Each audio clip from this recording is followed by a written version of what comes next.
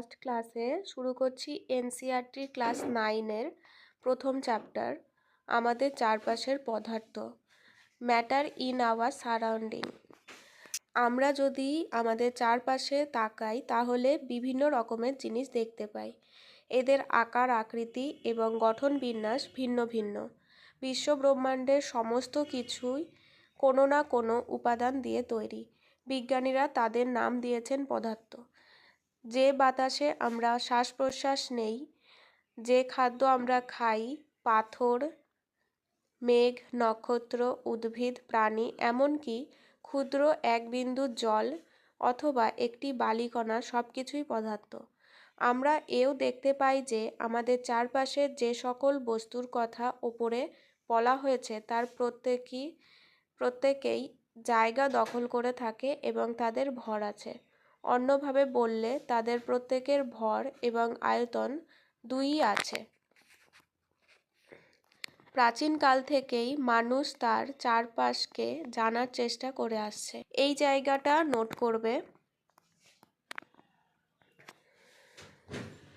প্রাচীন ভারতের দার্শনিকগণ পদার্থকে 5টি মূল উপাদানে ভাগ করেছেন, যাদেরকে পঞ্চতত্ত্ব বলে। এইগুলো হলো বায়ু, পৃথিবী, অগ্নি, আকাশ, জল। এটা কিন্তু একটু ইম্পর্টেন্টের মধ্যে আছে। তাদের মধ্যে সকল সজীব এবং জড় বস্তুই এই 5টি মূল উপাদান নিয়ে তৈরি। মানে আমাদের পৃথিবীতে যা কিছু আছে সব কিছুই কিন্তু জীব আর জড় এই পঞ্চতত্ত্ব নিয়ে তৈরি, এটাই বলতে চেয়েছে। প্রাচীন গ্রিক দার্শনিকগণও এইরকমভাবে পদার্থের শ্রেণীবিভাগ করেছিলেন। বর্তমানকালে বিজ্ঞানীরা পদার্থকে ভৌত ধর্ম এবং রাসায়নিক ধর্মের ওপর ভিত্তি করে 2টি শ্রেণীতে ভাগ করেছেন।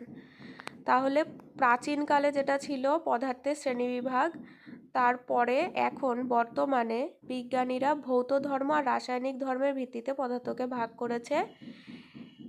আর এই অধ্যায়ে আমরা এটাই পড়ব। পদার্থের ভৌত চরিত্র যেগুলো আছে সেটা সম্পর্কে জানি। Physical nature of matter. পদার্থ কণা দিয়ে তৈরি। পদার্থ কি? একটা কণা দিয়ে তৈরি, ছোট ছোট পার্টিকেলস দিয়ে পদার্থ তৈরি। পদার্থের ভৌত ধর্ম। পদার্থ কণা দিয়ে তৈরি। দীর্ঘকাল ধরে পদার্থের প্রকৃতি সম্পর্কে 2টো বিচারধারা চলে আসছে। একটি ধারা অনুযায়ী পদার্থ হলো কাঠের ব্লকের মতো নিরবিচ্ছিন্ন, আর অপর ধারা অনুযায়ী পদার্থ বালির কণা দিয়ে তৈরি। ঠিক আছে, এরকম আলাদা আলাদা ভিত্তি আমাদের রয়েছে। এবার এইখানে সেটারই একটা পরীক্ষা করা হয়েছে। মানে একটা বিকার নিতে হবে, তার মধ্যে জলের মধ্যে লবণ মিশিয়ে সেটাকে নাড়াচাড়া করতে হবে। এরকমভাবে বিকারের মধ্যে জল লবণ মেশাও, ঠিক আছে, সেখানে নাড়ার পরে দেখো জল আর লবণ মিশে গেছে। যখন আমরা এই যে চিত্র 1.1, যখন আমরা জলে লবণ দ্রবীভূত করেছি, লবণের কণাগুলো জলের কণার ফাঁকে জায়গা করে নিয়েছে। মানে পদার্থ যে ছোট ছোট কণা নিয়ে গঠিত এবং তার মাঝে ফাঁকা স্থানও কিন্তু রয়েছে, যার জন্য জলের মধ্যে যখন লবণটা মেশানো হচ্ছে তখন লবণটা মিশে যাচ্ছে। জলের যে ফাঁকা স্থানগুলো রয়েছে, জলের কণার পাশে যে ফাঁকা স্থানগুলো রয়েছে তার মধ্যে লবণের ছোট ছোট কণাগুলো জায়গা করে নিচ্ছে বলেই জিনিসটা মিশে যাচ্ছে। এখানে স্টার দিয়ে যেই জায়গাটা রয়েছে, এই দুটো কিন্তু ভেরি ভেরি ইম্পর্ট্যান্ট। এই দুটো খুব ভালো করে মুখস্থ রাখতে হবে। ভরের এসআই একক হলো কিলোগ্রাম, আর আয়তনের এসআই একক হলো ঘনমিটার বা মিটার কিউব। সাধারণভাবে আয়তন মাপার একক হলো লিটার। যেমন 1 লিটার সমান 1 ঘন ডেসিমিটার, 1 লিটার সমান 1000 মিলিলিটার, আর 1 মিলিলিটার সমান 1 ঘন সেন্টিমিটার। এটা কিন্তু খুব ভালোভাবে মুখস্থ রাখবে। এখন অনেক কনসেপচুয়াল প্রশ্ন হচ্ছে, কিন্তু তার সাথে সাথে কিন্তু এরকম বেসিক প্রশ্নগুলো দিয়ে দিচ্ছে, মানে ভরের এসআই এককটা দিয়ে দিল এরকমভাবে। এবার আমরা জানবো পদার্থের আরেকটা বৈশিষ্ট্য। পদার্থের প্রথম বৈশিষ্ট্য পদার্থ কণা দিয়ে তৈরি। দ্বিতীয় বৈশিষ্ট্যটা আমি তোমাদেরকে দেখাবো।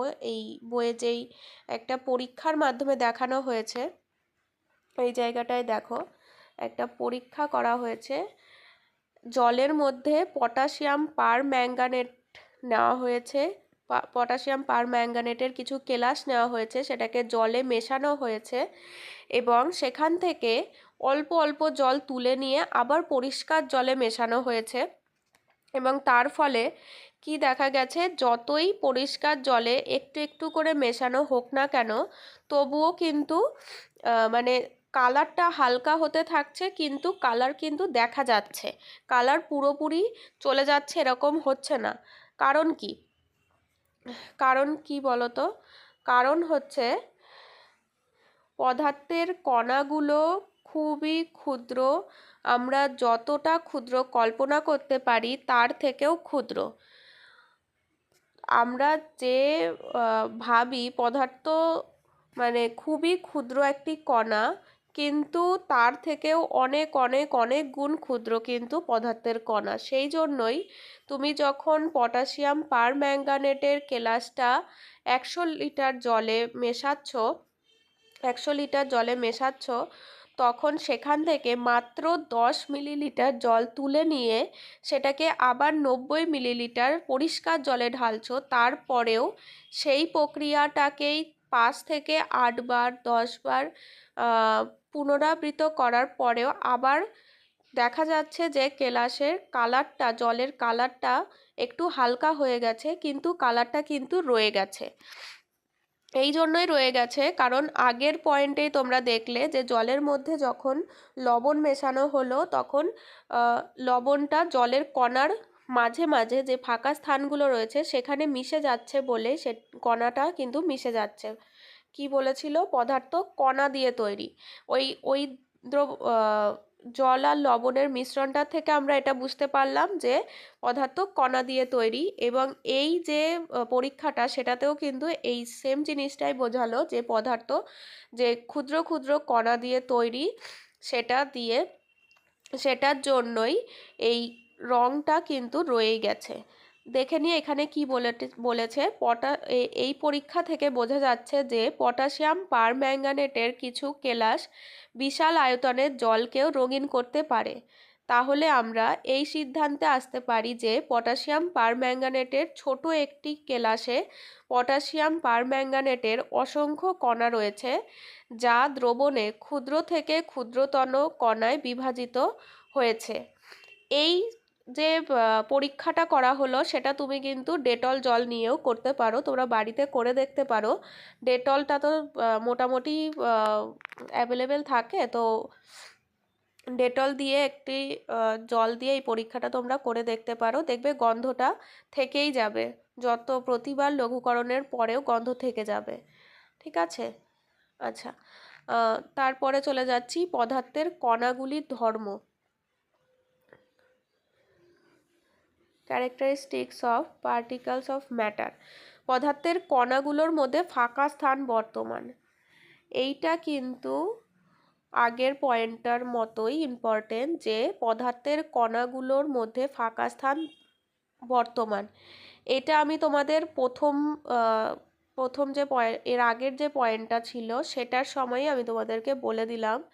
এই পদার্থ যে কণা দিয়ে তৈরি সেইখানেই আমি তোমাদেরকে বলে দিলাম এই পয়েন্টটাও, যে পদার্থের মধ্যে ফাঁকা স্থান রয়েছে। নয়তো যখন জলের মধ্যে তুমি লবণ মেশাচ্ছ বা ডেটল মেশাচ্ছ বা পটাশিয়াম পারম্যাঙ্গানেটের যে পরীক্ষাটা আমরা দেখলাম, সেটার যখন মেশানো হচ্ছে তারপরেও জিনিসগুলো থেকে যাচ্ছে। কেন থাকতে পারছে? কারণ পদার্থের মধ্যে ফাঁকা স্থান রয়েছে। যদি ফাঁকা স্থান নাই থাকতো তাহলে কি মিশতো?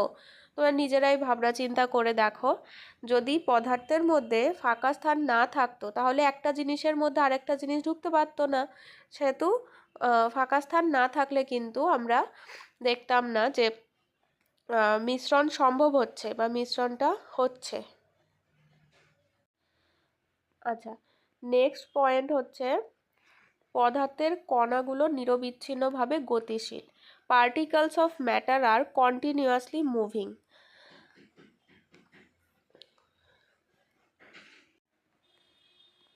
এইটা আমরা কিভাবে বুঝবো যে পদার্থগুলো নিরবিচ্ছিন্নভাবে গতিশীল? যখন সন্ধ্যাবেলা আমাদের মোটামুটি সবার ঘরেই একটু ধূপ জ্বালানো হয়, তো তখন আমরা দেখি ধূপকাঠিটা তো একটা জায়গায় জ্বলছে, কিন্তু পুরো ঘরে গন্ধটা ছড়িয়ে ছড়িয়ে যায়। পুরো ঘরেই কিন্তু আমরা ওই ধূপকাঠির গন্ধটা পাই। ইভেন মানে যদি বারান্দায় জ্বালানো হয়, মানে ঠাকুর ঘরটা যদি বারান্দার কাছাকাছি হয়, তাহলে দেখবো ঠাকুর ঘর থেকে বারান্দাতেও ধূপকাঠির গন্ধ ছড়িয়ে পড়েছে। সেটা কিসের জন্য হয়? এই যে পদার্থ যে নিরবিচ্ছিন্নভাবে গতিশীল, মানে কোন দিকে যাচ্ছে কোনো নেই যে এই দিকেই যাবে সেরকমও কিছু নেই, কন্টিনিউয়াসলি মুভ করছে, মানে এক জায়গায় দাঁড়িয়ে থাকছে না, যাচ্ছে, নিরবিচ্ছিন্নভাবে গতিশীল। এটার থেকেই আমরা খুব ভালোভাবে বুঝতে পারছি যে পদার্থ নিরবিচ্ছিন্নভাবে গতিশীল। নেক্সট লাইনে চলে যাচ্ছি। পদার্থের কণাগুলো অবিরাম গতিশীল, অর্থাৎ এদের শক্তি রয়েছে যাকে আমরা গতিশক্তি বলি। উষ্ণতা বৃদ্ধির সাথে সাথে এদের শক্তি বৃদ্ধি পায়। তাই আমরা বলতে পারি উষ্ণতা বৃদ্ধি পেলে পদার্থের কণাগুলোর গতিশক্তি বৃদ্ধি পায়। ভেরি ভেরি ইম্পর্টেন্ট জায়গা। পদার্থের কণাগুলো গতিশক্তি রয়েছে, এদের শক্তি রয়েছে যাকে আমরা গতিশক্তি বলি।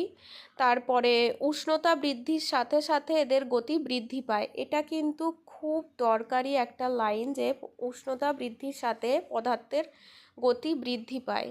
তাই আমরা বলতে পারি উষ্ণতা বৃদ্ধি পেলে পদার্থের কণাগুলোর গতিশক্তিও বৃদ্ধি পায়। উষ্ণতা যখনই বৃদ্ধি পাচ্ছে পদার্থের কণাগুলোর গতিশক্তিও কিন্তু বৃদ্ধি পাচ্ছে।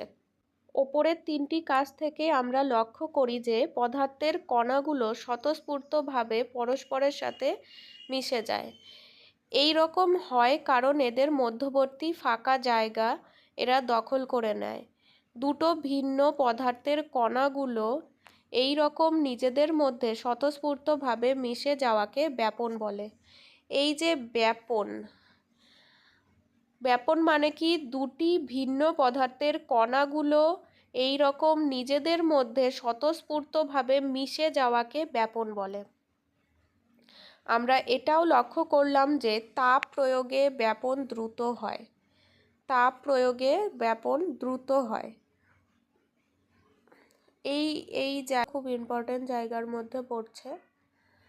একে তো তাপ বৃদ্ধি পেলে পদার্থ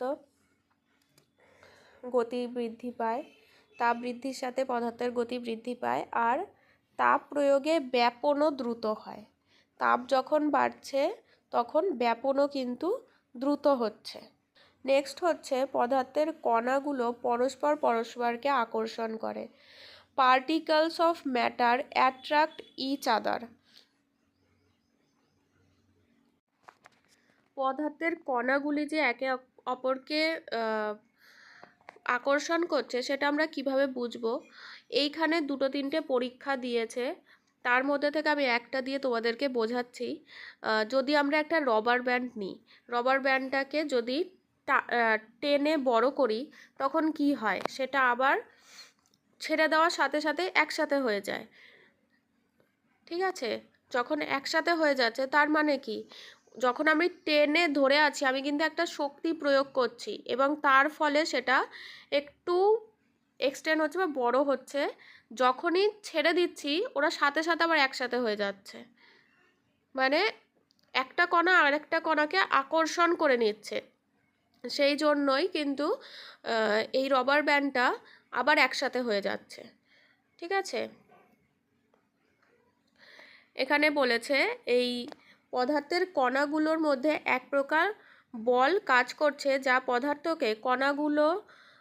পদার্থের কণাগুলোকে একসাথে ধরে রাখতে সাহায্য করে। এই রকম আকর্ষণ বলের মাত্রা পদার্থের প্রকারভেদে এক এক রকম হয়। মানে এটা আমি একটা রবার ব্যান্ড দিয়ে তোমাদেরকে বোঝালাম জিনিসটা, কিন্তু এটা কিন্তু এক একটা পদার্থে এক এক রকমভাবে এটা কাজ করে। তাহলে আমরা প্রথম থেকে কি দেখলাম? প্রথমে তো দেখলাম পদার্থ কণা দিয়ে তৈরি। Matter is made up of particles. প্রথম কথা হচ্ছে পদার্থ কণা দিয়ে তৈরি। ঠিক আছে? 2 নাম্বার পয়েন্ট হচ্ছে particles of matter have space between them. প্রত্যেকটা পদার্থের মধ্যে ফাঁকা স্থান রয়েছে, পদার্থের কণাগুলির মধ্যে ফাঁকা স্থান বর্তমান হলো 2 নাম্বার। 3 নাম্বার কি point, particles of matter R continuously moving, মানে পদার্থের কণাগুলি নিরবিচ্ছিন্নভাবে গতিশীল। ঠিক আছে। লাস্ট হচ্ছে পদার্থের কণাগুলো পরস্পরকে আকর্ষণ করে, particles of matter attract each other. এই হচ্ছে 4টে পয়েন্ট। এই 4টে পয়েন্ট কিন্তু খুব ভালো করে মুখস্থ রাখার দরকার আছে এবং বুঝে মুখস্থ রাখার দরকার আছে। শুধু মুখস্থ রাখলে হবে না, বুঝে বুঝে এই জিনিসগুলোকে মনে রাখতে হবে, তাহলে দেখবে এমনিই মনে থাকছে। পদার্থের ভৌত চরিত্রের মধ্যে এই 4টি পয়েন্ট কিন্তু থাকছে। পদার্থ কণা দিয়ে তৈরি, particles of matter is made up of particles, এটা একটা। তারপরে তোমাদের বললাম আমি যে particles of matter have space between them, পদার্থের কণাগুলির মধ্যে ফাঁকা স্থান বর্তমান। তারপরে পদার্থের কণাগুলো নিরবিচ্ছিন্নভাবে গতিশীল, এই যে particles of matter R continuously moving, এটা 3। 4 নাম্বার হচ্ছে particles of matter attract each other, কণাগুলো পরস্পরকে আকর্ষণ করে। এই 4টে পয়েন্ট একদম যেভাবে বোঝালাম তোমরা সেইভাবে যদি মনে রাখতে পারো এই এক্সাম্পলগুলো দিয়ে, তাহলে খুব সহজেই দেখবে মনে থাকছে। আচ্ছা, নেক্সট পার্টে চলে আসছি, পদার্থের বিভিন্ন অবস্থা। তোমরাই বলো, যদি তুমি যেখানেই বসে আছো, যেখান থেকে ভিডিওটা দেখছো, তার চারপাশেই পদার্থ কি সবই একই রকম? সবই তো আলাদা আলাদা রয়েছে। তোমার পাশে যদি জল থাকে, সেটা কি তরল রয়েছে। তুমি যে শ্বাস নিচ্ছ সেখানে বায়ু রয়েছে, সেটা গ্যাসীয় অবস্থায় রয়েছে। এবং তুমি যে ফোনটা ধরে আছো সেটাও কিন্তু একটা কঠিন পদার্থ। তাহলে পদার্থকে এখানেই আমরা 3টে অবস্থা পেয়ে যাচ্ছি, কঠিন, তরল, গ্যাসীয়। এই 3টে অবস্থা কিন্তু আমরা মানে সবসময়ই দেখছি। ঠিক আছে। এবার সেটা নিয়েই ভালোভাবে আমরা যদি বইয়ের ভাষায় যদি দেখি, এইখানে এই কথাটাই বলেছে একদম ফার্স্ট লাইনে, পদার্থের বিভিন্ন অবস্থা দিয়ে যেই পয়েন্টটা করা রয়েছে, সেখানে আমি যা বললাম সেটাই রয়েছে। তারপরে কঠিন অবস্থাটা আমরা এবার দেখব। এইখানে ওরা কিছু জিনিস নিয়েছে, একটি করে কলম, বই, সূচ, কাঠের লাঠি ইত্যাদি, এইগুলো নিয়েছে। এবার ওপরের সবগুলোই কঠিন পদার্থের উদাহরণ। আমরা লক্ষ্য করলাম যে আমাদের প্রতিটির নির্দিষ্ট আকার, নির্দিষ্ট সীমারেখা এবং নির্দিষ্ট আয়তন রয়েছে, অর্থাৎ এদের সংকোচনশীলতা নগণ্য। বাইরে থেকে বল প্রয়োগ করলেও কঠিন পদার্থগুলো নিজেদের আকৃতি বজায় রাখার প্রবণতা দেখায়। বল প্রয়োগ করে কঠিন পদার্থকে ভাঙা যেতে পারে, কিন্তু তাদের আকৃতির পরিবর্তন কষ্টসাধ্য। এই জন্য কঠিন পদার্থগুলো দৃঢ় হয়। এই যে জায়গাটা, এখান থেকে এই পুরোটাই কিন্তু ভেরি ভেরি ইম্পর্টেন্ট, যে কঠিন পদার্থের আকার নির্দিষ্ট থাকে, সীমারেখা নির্দিষ্ট থাকে, আয়তন নির্দিষ্ট থাকে, এবং সেই জন্যই এদের সংকোচনশীলতা খুবই কম হয়।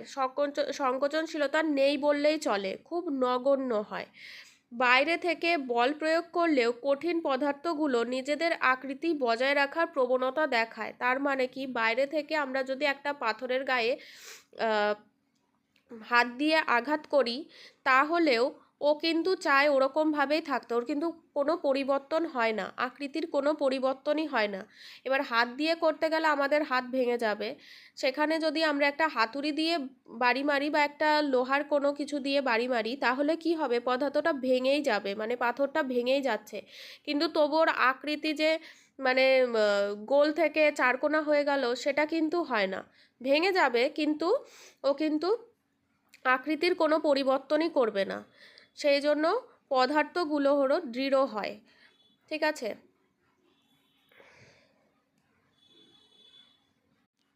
এখানে কিছু উদাহরণ রয়েছে। বল প্রয়োগে রবার ব্যান্ডের আকৃতির পরিবর্তন হয় এবং বল সরিয়ে নিলে সে পুনরায় আগের আকৃতি ফিরে পায়। যদি অত্যাধিক বল প্রয়োগ করা হয় তবে এটা ছিঁড়েই যায়। একটা রবার ব্যান্ডকে খুব বেশি একটুখানি টানলে সেটা প্রসারিত হয়, আবার নিজের জায়গায় ফিরে যায়, কিন্তু যদি খুব বেশি জোরে টানা হয় সেটা ছিঁড়েই যাবে, কিন্তু তার মানে সে কিন্তু আকৃতি পরিবর্তন করছে না। এরকম এক একটি লবণ ও চিনির কেলাসের আকৃতির কোনো পরিবর্তন হয় না যদি আমরা এদেরকে হাতে, প্লেটে বা অথবা জারে রাখি। লবণ আর চিনির যে কেলাসগুলো সেগুলো কিন্তু একই থাকে, সেটাই বলতে চেয়েছে। আর স্পঞ্জের মধ্যে অসংখ্য সূক্ষ্ম ছিদ্র আছে যেইগুলো বায়ু দ্বারা পূর্ণ থাকে। যখন স্পঞ্জে চাপ প্রয়োগ করি তখন বায়ু বেরিয়ে যায় এবং আমরা একে সংকুচিত করতে সমর্থ হই। যখন এটা খুব সাধারণ জিনিস যে তোমরা জানো, যখন একটা স্পঞ্জকে আমরা ধরি তখন হাত দিয়ে ওটাকে চাপ দিলেই কিন্তু চাপ প্রয়োগ করলে বায়ু বেরিয়ে যাচ্ছে এবং সেটা সংকুচিত হয়ে যাচ্ছে, মানে ছোট হয়ে যাচ্ছে। আবার যেই হাতটা খুলে নিচ্ছি তখন স্পঞ্জটা বড় হয়ে যাচ্ছে। এটাই বলতে চেয়েছে। কারণ কি, ওই পদার্থের মধ্যে বায়ুগুলো রয়েছে, বায়ু ঢুকে রয়েছে, সেটাকে যখনই আমরা বায়ুটাকে বের করে দিচ্ছি তখনই সেটা ছোট হয়ে যাচ্ছে, আবার সেটা যখনই আবার ওর মধ্যে যাচ্ছে তখনই কিন্তু বড় হয়ে যাচ্ছে। আচ্ছা, নেক্সট হচ্ছে লিকুইড স্টেট, তরল অবস্থা। তরলের নির্দিষ্ট আকার নেই কিন্তু নির্দিষ্ট আয়তন রয়েছে। তোমরা যদি একটা বোতলে একটু জল নাও তাহলে দেখবে বোতলের আকার ধারণ করছে, আবার সেই জলটাকে যখন বাটিতে ঢালছো তখন বাটির আকার ধারণ করছে, সেটাকেই যদি গ্লাসে ঢালো গ্লাসের আকার ধারণ করছে, কিন্তু জল কি কমে যাচ্ছে বা বেড়ে যাচ্ছে? সেটা কিন্তু হচ্ছে না। আকার নেই কিন্তু আয়তন আছে, যতটা পরিমাণে ছিল ততটা পরিমাণেই আছে, বেশিও হচ্ছে না কমও হচ্ছে না। যে পাত্রে রাখা হয় তরল সেই পাত্রের আকার ধারণ করে। তরল পদার্থ প্রবাহিত হয় এবং আকারের পরিবর্তন হয়, তাই তরল দৃঢ় নয়, ঠিক আছে, বরং এদের প্রবাহী বলা হয়। যখন একটা বেলুন আমরা কিনতে যাই তখন কিন্তু দেখি একটা একটা করে বেলুনে উনি হাওয়া ভরছে। কারণ কি, একবারে অনেকগুলো ভরতে গেলে তোমাকে আলাদা আলাদা পাইপ দিয়ে ভরতে হবে, কারণ গ্যাসটা এমনই জিনিস সাথে সাথে চলে যায়।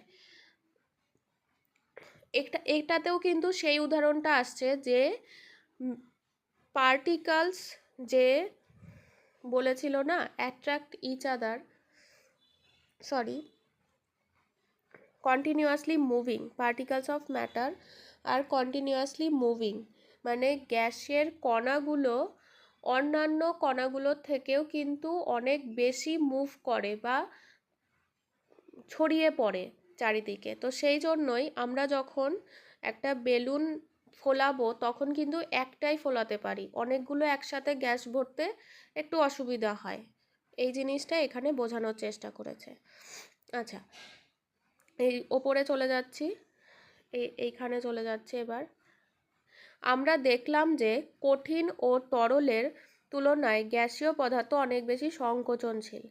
কি করে দেখলাম? যখন একটা গ্যাসকে একটা বক্সে রাখা হয় তখন যদি বক্সটাকে ছোটও করে নেওয়া হয় তারপরেও কিন্তু বক্সটা ছোট হবে, ঠিক আছে, বক্স কিন্তু ওই রকমই থাকবে না, কিছুই মনে হবে না। সেই জন্যই গ্যাসীয় পদার্থ অনেক বেশি সংকোচনশীল। বাড়িতে রান্না করার জন্য ব্যবহৃত তরলীকৃত পেট্রোলিয়াম গ্যাস, যেটাকে এলপিজিও বলা হয়, এবং হাসপাতালে সিলিন্ডারে করে সরবরাহকৃত অক্সিজেন গ্যাস উভয়ই সংকুচিত গ্যাস। সংকুচিত প্রাকৃতিক গ্যাস কি? সিএনজি। সংকুচিত প্রাকৃতিক গ্যাস আজকাল যানবাহনের জ্বালানি হিসাবে ব্যবহৃত হয়। অধিক সংকোচনশীলতার জন্য ছোট আয়তনের সিলিন্ডারের মধ্যে অনেক বেশি আয়তনের গ্যাস রাখা যায় এবং সহজেই তা পরিবহন করা যায়, ঠিক আছে। রান্নাঘরে প্রবেশ না করেও দূর থেকে কেবলমাত্র ঘ্রাণের সাহায্যে আমরা বলতে পারি কি রান্না হচ্ছে। কিভাবে এই গন্ধ আমাদের নাকে পৌঁছায়? খাদ্যের সুগন্ধি কণাগুলো বাতাসের কণাগুলোর সাথে মিশে রান্নাঘর থেকে আমাদের কাছে পৌঁছায়, এমনকি দূরেও ছড়িয়ে পড়ে। গরম খাদ্যের গন্ধ কয়েক সেকেন্ডের মধ্যে আমাদের কাছে পৌঁছায়। একে কঠিন ও তরলের ব্যাপনের হারের তুলনা করো। গ্যাসের কণাগুলো দ্রুত গতির জন্য এবং কণাগুলোর মধ্যেকার ফাঁক বেশি থাকার জন্য গ্যাসে গ্যাসে ব্যাপন বেশি পরিলক্ষিত হয়। কি বললাম? গ্যাসের কণাগুলো দ্রুত গতির জন্য এবং গ্যাসের কণাগুলোর মধ্যেকার ফাঁক বেশি থাকার জন্য। তাহলে গ্যাসের কণাগুলো যেমন দ্রুত গতিশীল, তেমনই কিন্তু গ্যাসের কণাগুলোতে ফাঁকা স্থানও বেশি হয়। সেই জন্য গ্যাসে গ্যাসে ব্যাপন খুব বেশি পরিলক্ষিত হয়, গ্যাসে গ্যাসে ব্যাপনটাও বেশি দেখা যায়। গ্যাসীয় অবস্থায় পদার্থের কণাগুলো অতি দ্রুত গতিতে এলোমেলোভাবে ছোটাছুটি করে। এই এলোমেলোভাবে ঘুরে বেড়ানোর জন্যই কণাগুলো পরস্পর ধাক্কা খায় এবং পাত্রের দেওয়ালেও ধাক্কা দেয়। গ্যাসের কণাগুলো পাত্রের দেওয়ালে প্রতি একক ক্ষেত্রফলে যে বল প্রয়োগ করে তা থেকে গ্যাসের চাপ সৃষ্টি হয়। গ্যাসের চাপ কিভাবে সৃষ্টি হয়? গ্যাসের কণাগুলো পাত্রের দেওয়ালে প্রতি একক ক্ষেত্রফলে যে বল প্রয়োগ করে সেটার থেকেই গ্যাসের চাপ সৃষ্টি হয়।